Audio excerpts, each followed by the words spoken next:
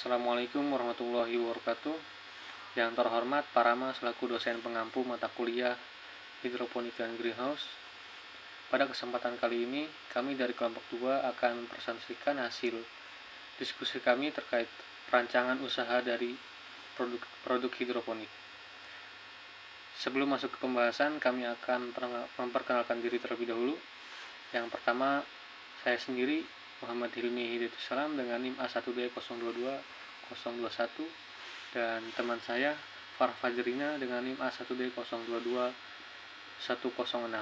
Selanjutnya yaitu ada Rizal Marhabani dengan NIM A1D022125 dan selanjutnya ada Widyanita dengan NIM A1D022157. Sageponik atau sage hidroponik merupakan bisnis usaha di bidang pertanian hidroponik yang dimulai pada tahun 2024.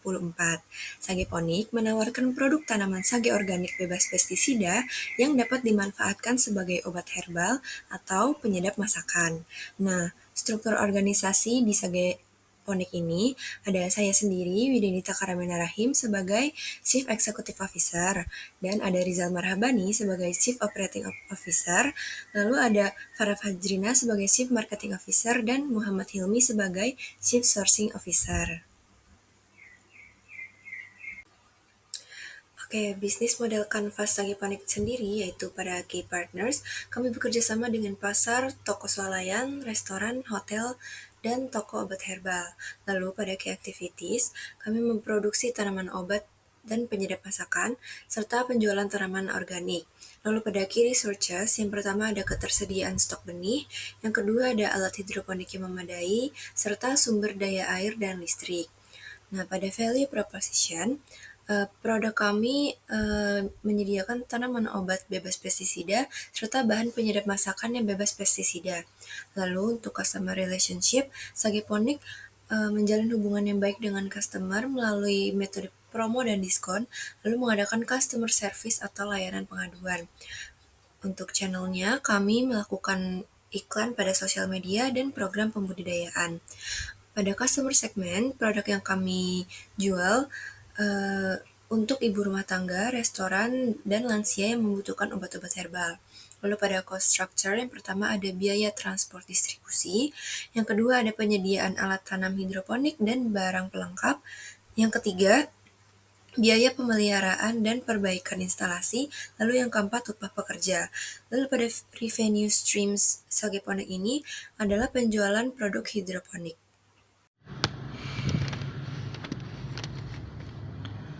Analisis kelayakan usaha Sageponik. Yang pertama, yaitu ada fixed cost atau biaya tetap, yaitu merupakan biaya yang dikeluarkan secara tetap tidak tergantung pada jumlah barang yang akan diproduksi. Biaya yang dikeluarkan ini yaitu berdasarkan kebutuhan jangka panjang. Kemudian pada usaha ini biaya tetap yang dikeluarkan yaitu kebutuhan untuk membangun satu unit greenhouse permanen dengan ukuran 12 x 8 meter yang dapat menampung hingga ratusan tanaman yang akan ditanam serta dengan berbagai fasilitas yang ada di dalamnya.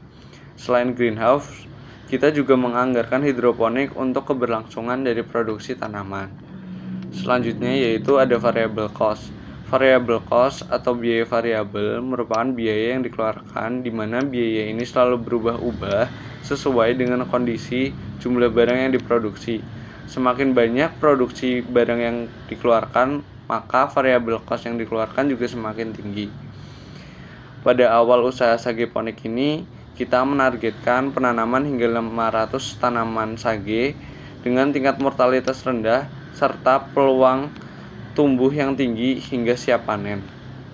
Selain itu, kita menganggarkan dana untuk kebutuhan penunjang hidup tanaman sage yang kita rawat serta kebutuhan bulanan perawatan seperti listrik, cairan kalibrasi, dan lain sebagainya. Untuk selanjutnya yaitu anggaran untuk tenaga kerja.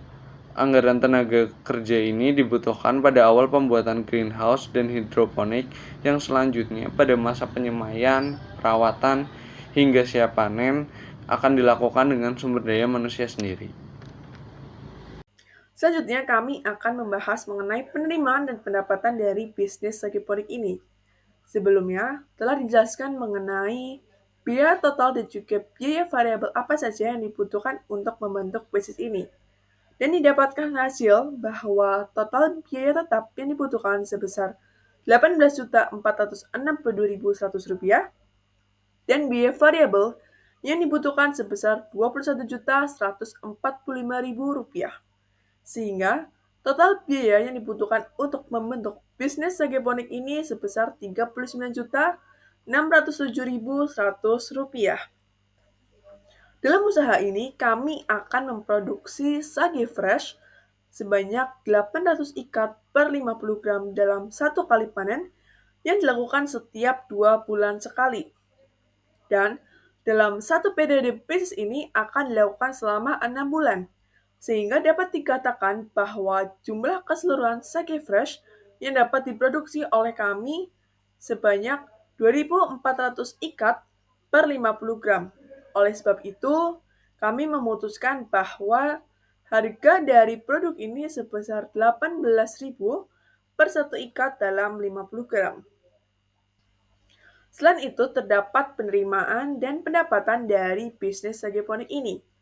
Penerimaan dari bisnis sageponik ini sebesar Rp43.200.000 yang didapatkan dari hasil jumlah produk yang dikalikan dengan harga jual. Dan pendapatan dari bisnis ini sebesar Rp3.592.900 yang didapatkan dari hasil penerimaan yang telah dikurangi dengan total biaya yang dikeluarkan untuk membentuk bisnis ini. Selain itu, dalam bisnis ini juga terdapat break-even point atau BEP sebesar Rp39.607.100. Oke, selanjutnya yaitu strategi marketing.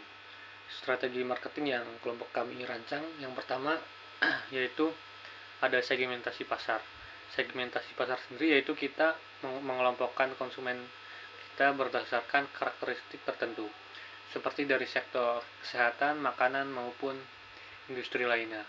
Tanaman sage sendiri dalam sektor kesehatan bisa digunakan sebagai obat-obat herbal, dan di sektor makanan, tanaman sage sendiri bisa digunakan sebagai bumbu dapurnya.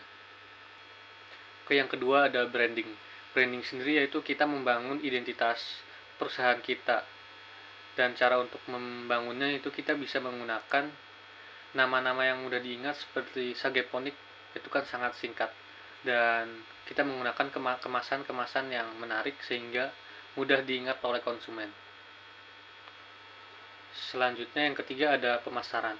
Dalam strategi marketing ini, usaha sageponik sendiri pemasarannya dilakukan dengan dua cara, yaitu pemasaran online dan secara offline.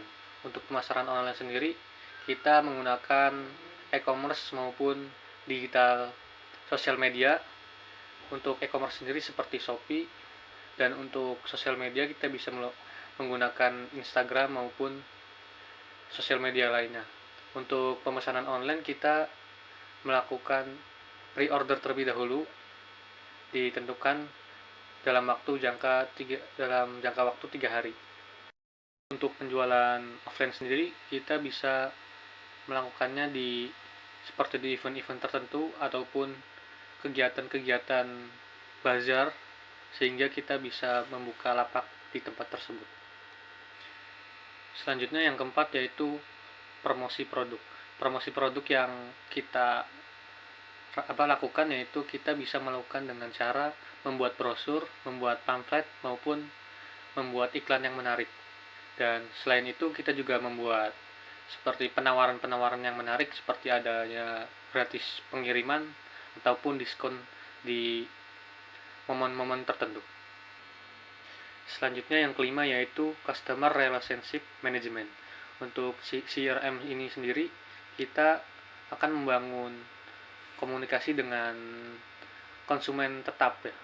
Untuk caranya sendiri kita bisa melakukan dengan cara memberikan seperti voucher-voucher menarik untuk pelanggan tetap, ataupun kita bisa memberikan seperti diskon untuk pelanggan-pelanggan yang sudah lama membeli di tempat kita.